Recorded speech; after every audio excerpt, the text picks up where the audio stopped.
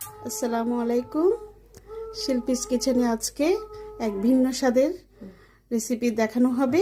শুরুতেই আমরা চুলাটা জ্বালিয়ে দিলাম। এখন আমরা তেল দিব। তেল দেওয়া হচ্ছে। ভাবি এখানে কয় চামচ তেল দিতে হবে?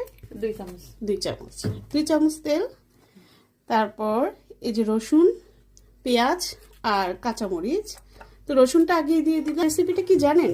এই যে দেখছেন মেন ইনগ্রিডিয়েন্টস, সেটা হচ্ছে মূলা আর পালং শাক, তাই না ভাবি?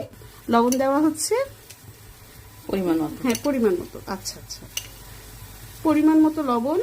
এটা আপনারা যেভাবে পছন্দ করেন ওভাবে দিবেন, ওইভাবে দেওয়া হবে। এরপর ভাবি নাড়ানো হচ্ছে। আচ্ছা, মূলা আমাদের অলমোস্ট ভাজা হয়ে গিয়েছে। 2 মিনিট আমরা ভেজে নিয়েছি। এখন আমরা শাকটুকু ওখানে ঢেলে দিব অথবা ওইখানে রাখবো। দেন ওটা আমরা মিক্স করব কিছুক্ষণ, আস্তে আস্তে হয়ে যাবে। আচ্ছা ভাবি, আমার একটা প্রশ্ন হচ্ছে, আপনি এখানে খুব কম তেল ইউজ করেছেন, বাট এটা তো স্বাস্থ্যের জন্য অনেক ভালো কম তেল খাওয়া।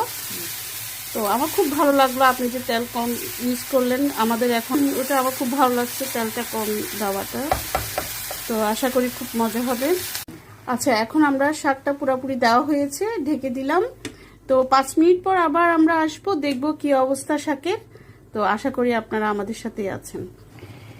এই যে দেখুন দর্শক, আমাদের শাকের কি অবস্থা। এখন অনেক পানি চলে এসেছে। আমরা কিন্তু কোনো পানি ইউজ করিনি এখানে, ওখান থেকেই যা এসেছে তা খুব সুন্দর দেখাচ্ছে।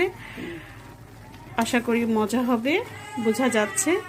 তো এই তো এটাই হচ্ছে লাস্ট। আমরা আর কতক্ষণ রাখতে পারি?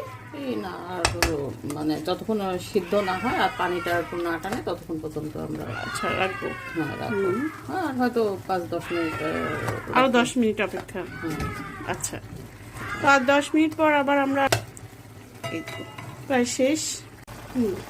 পালং শাক মূলা দিয়ে চিংড়ি মাছের রেসিপি প্রায় শেষের পথে।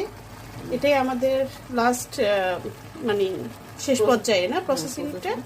আচ্ছা, তো আপনারা ঝোল এভাবেই রাখতে পারেন। আমরা মনে করি এভাবে রাখাটাই অনেক টেস্ট আর ভালো লাগে।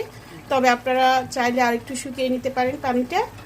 দুইভাবেই রাখা যায়, তবে আমি মনে করি এটাই বেস্ট।